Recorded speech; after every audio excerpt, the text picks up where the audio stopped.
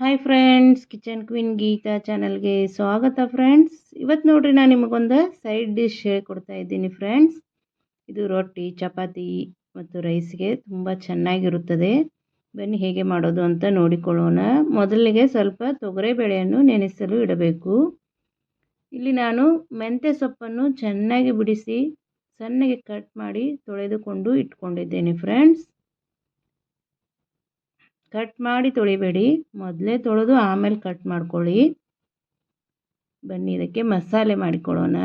ಇಲ್ಲಿ ನಾನು ಒಂದು ಕಲ್ಲಿಗೆ, ಇದು ಖಾರ ಕಲ್ಲು ನೋಡ್ರಿ ಫ್ರೆಂಡ್ಸ್, ನಿಮಗೆ ಯಾರಿಗಾದ್ರೂ ಗುರ್ತಿದ್ರೆ ಕಮೆಂಟ್ ಮಾಡಿ ನನಗೆ. ಸ್ವಲ್ಪ ಬೆಳ್ಳುಳ್ಳಿ ಹಾಕ್ಕೋಬೇಕು. ಬೆಳ್ಳುಳ್ಳಿ ಸ್ವಲ್ಪ ಜಾಸ್ತಿನೇ ಹಾಕ್ಕೊಳ್ಳಿ ಫ್ರೆಂಡ್ಸ್. ಇದಕ್ಕೆ ಹಸಿ ಮೆಣಸಿನ್ಕಾಯಿ ಹಾಕ್ಕೊಳ್ಳಿ. ಸ್ವಲ್ಪ ರುಚಿಗೆ ತಕ್ಕಷ್ಟು ಉಪ್ಪು ಹಾಕ್ಕೋಬೇಕು ನೋಡಿ ಫ್ರೆಂಡ್ಸ್. ಹಾಕಿ ಚೆನ್ನಾಗಿ ಜಜ್ಕೋಬೇಕು ಫ್ರೆಂಡ್ಸ್. ಇದು ಚೆನ್ನಾಗಿ ಪೇಸ್ಟ್ ಆಗೋವರೆಗೂ ಜಜ್ಕೊಳ್ಳಿ. ಅತಿಯಾಗಿ ಪೇಸ್ಟ್ ಅಂತ ಏನು ಬೇಡ, ತರಿ ಆಗಿದ್ರೂ ನಡೀತೈತಿ. ಈ ರೀತಿ ಕಲ್ಲು ನಿಮ್ಮ ಮನೇಲಿ ಇಲ್ಲ ಅಂದ್ರೆ ನೀವು ಮಿಕ್ಸಿ ಜಾರಿಗಾದರೂ ಹಾಕೋಬೋದು. ಕಿಚನ್ ಕ್ವೀನ್ ಗೀತಾ ಚಾನಲ್ನಲ್ಲಿ ನಮ್ಮ ಉತ್ತರ ಕರ್ನಾಟಕದ ಅನೇಕ ರೆಸಿಪಿಗಳು ಇವೆ ನೋಡಿ ಫ್ರೆಂಡ್ಸ್. ಫೆಸ್ಟಿವಲ್ ರೆಸಿಪಿಗಳು ಮತ್ತು ಟ್ರೆಡಿಷ್ನಲ್ ರೆಸಿಪಿಗಳು, ಸ್ನ್ಯಾಕ್ಸ್ಗಳು, ಬ್ರೇಕ್ಫಾಸ್ಟ್ ರೆಸಿಪಿಗಳು, ಇನ್ಸ್ಟಂಟ್ ರೆಸಿಪಿಗಳು ಇವೆ ಫ್ರೆಂಡ್ಸ್. ಒಂದ್ಸಲ ಚೆಕ್ ಮಾಡ್ಕೊಳ್ಳಿ. ನಿಮಗೆ ಇಷ್ಟವಾದರೆ ನಮ್ಮ ಚಾನಲನ್ನು ಸಬ್ಸ್ಕ್ರೈಬ್ ಮಾಡಿ, ಶೇರ್ ಮಾಡಿ, ಲೈಕ್ ಮಾಡಿ ಫ್ರೆಂಡ್ಸ್. ಪಕ್ಕದಲ್ಲೇ ಇರೋ ಬೆಲ್ ಐಕನ್ ಕ್ಲಿಕ್ ಮಾಡೋದು ಮಾತ್ರ ಮರಿಬೇಡಿ ಫ್ರೆಂಡ್ಸ್. ಬೆಲ್ ಐಕನ್ ಕ್ಲಿಕ್ ಮಾಡೋದ್ರಿಂದ ನಾನು ಹಾಕುವ ಅಡುಗೆಗಳ ನೋಟಿಫಿಕೇಷನ್ ನಿಮಗೆ ಮೊದಲಿಗೆ ಬರುತ್ತದೆ ನೋಡಿ. ಇಷ್ಟು ಜಜ್ಕೊಂಡ್ರೆ ಸಾಕು ಫ್ರೆಂಡ್ಸ್. ನೋಡಿ, ನಮ್ಮ ಪೇಸ್ಟು, ಖಾರದ ಪೇಸ್ಟು ರೆಡಿ ಆಯಿತು.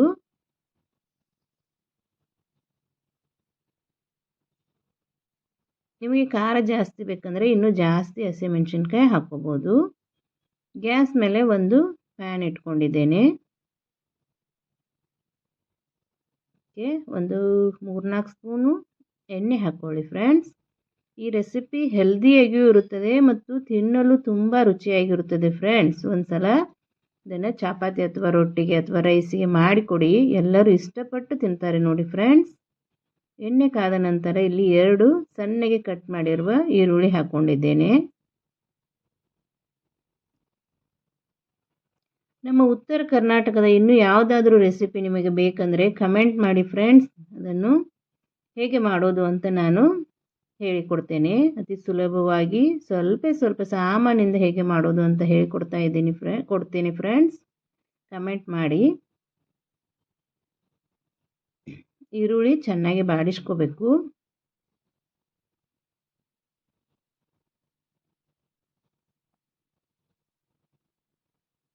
ಈಗ ಇದಕ್ಕೆ ಜಜ್ಕೊಂಡಿರುವ ಹಸಿಮೆಣಸಿನ್ಕಾಯಿ ಪೇಸ್ಟ್ ಹಾಕ್ಕೋಬೇಕು.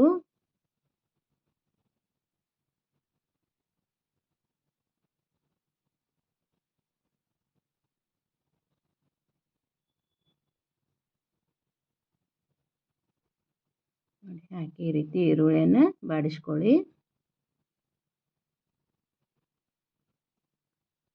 ಯಾರಾದರೂ ಮೊದಲನೇ ಸಲ ನನ್ನ ಚಾನಲನ್ನು ನೋಡ್ತಾ ಇದ್ದರೆ ಸಬ್ಸ್ಕ್ರೈಬ್ ಮಾಡಿಕೊಂಡು ನೋಡಿ ಫ್ರೆಂಡ್ಸ್. ಪಕ್ಕದಲ್ಲೇ ಇರೋ ಬೆಲ್ ಐಕನ್ ಕ್ಲಿಕ್ ಮಾಡಿ ಆಲ್ ಅಂತ ಸೆಲೆಕ್ಟ್ ಮಾಡಿ. ಇದಕ್ಕೆ ಒಂದು ಚಿಟಿಕೆ ಅರಿಶಿನ ಹಾಕಿಕೊಳ್ಳಿರಿ. ಇನ್ನೊಂದು ಸ್ವಲ್ಪ ಉಪ್ಪು ಹಾಕ್ಕೊಳ್ಳಿ. ಉಪ್ಪು ನೋಡಿಕೊಂಡು ಹಾಕಿರಿ ಫ್ರೆಂಡ್ಸ್. ಹಸಿಮೆಣಸಿನ್ಕಾಯಿ ಪೇಸ್ಟ್ ಮಾಡ್ಬೇಕಾದ್ರೆ ಉಪ್ಪು ಹಾಕ್ಕೊಂಡಿದ್ದೆ, ಇದಕ್ಕೆ ನೋಡ್ಕೊಂಡು ಹಾಕ್ಕೊಳ್ಳಿ, ಇಲ್ಲಾಂದರೆ ಜಾಸ್ತಿ ಆಗುತ್ತೆ ನೋಡಿ. ನಮ್ಮ ಈರುಳ್ಳಿ ಇಷ್ಟು ಫ್ರೈ ಆದರೆ ಸಾಕು ಫ್ರೆಂಡ್ಸ್.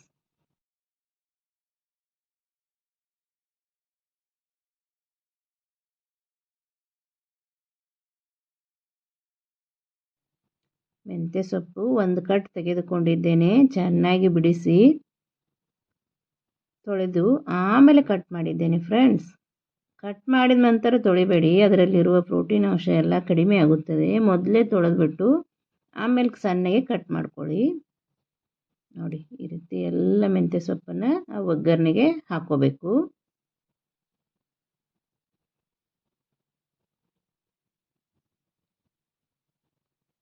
ಈಗ ಇದನ್ನು ಮುಚ್ಚಳ ಮುಚ್ಚಿ 2 ನಿಮಿಷ ಬಿಡಿ ಫ್ರೆಂಡ್ಸ್. ಅಂದರೆ ನಮ್ಮ ಮೆಂತ್ಯ ಸೊಪ್ಪೆಲ್ಲ ಸಾಫ್ಟ್ ಆಗುತ್ತದೆ. ಅದಕ್ಕೋಸ್ಕರ ಮುಚ್ಚಳ ಮುಚ್ಚಿ ಒಂದು 2 ನಿಮಿಷ ಬಿಡಬೇಕು.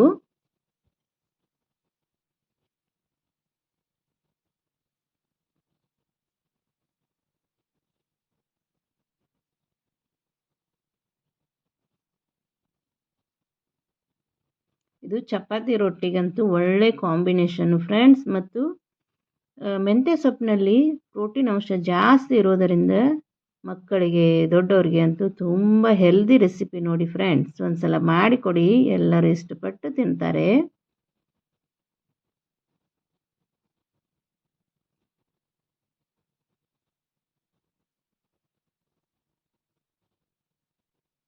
ಒಂದು 2 ನಿಮಿಷ ಬಿಟ್ಟು ಮತ್ತೆ ಚೆನ್ನಾಗಿ ಬಾಡಿಸ್ಕೊಳ್ಳಿ.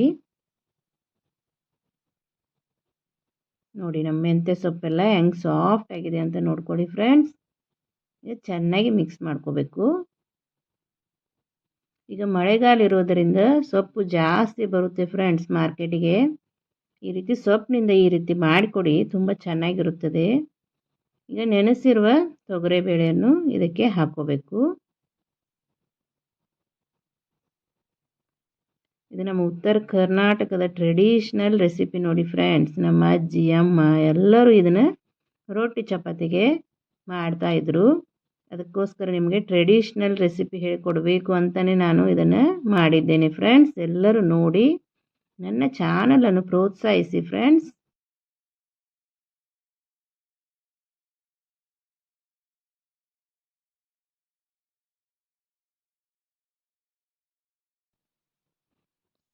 ಬೇಳೆ ಹಾಕಿ ಚೆನ್ನಾಗಿ ಮಿಕ್ಸ್ ಮಾಡಿ ಒಂದು 2 ನಿಮಿಷ ಬಿಡಿ. ನೋಡಿ ನಮ್ಮ ಸೊಪ್ಪಿನ ಪಲ್ಯ ರೆಡಿ ಆಯಿತು.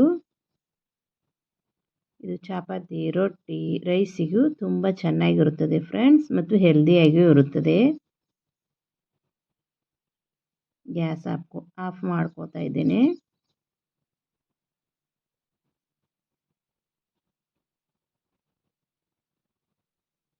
ಬನ್ನಿ, ನಾನು ಇವತ್ತು ಚಪಾತಿ ಮಾಡಿದ್ದೆ.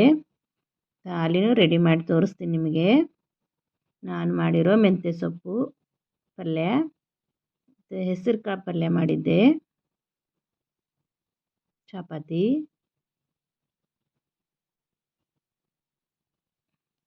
ಸ್ವಲ್ಪ ಸಲಾಡು, ಮೂಲಂಗಿ ಸೌತೆಕಾಯಿ ಸಲಾಡು, ಸ್ವಲ್ಪ ಮೊಸರು ಹಾಕ್ಕೊಂಡು ತಿಂದರೆ ಅಂತೂ ಅದ್ಭುತವಾದ ರುಚಿ ನೋಡಿ ಫ್ರೆಂಡ್ಸ್. ನೀವು ಒಂದ್ಸಲ ನಿಮ್ಮಲ್ಲಿ ಟ್ರೈ ಮಾಡಿ.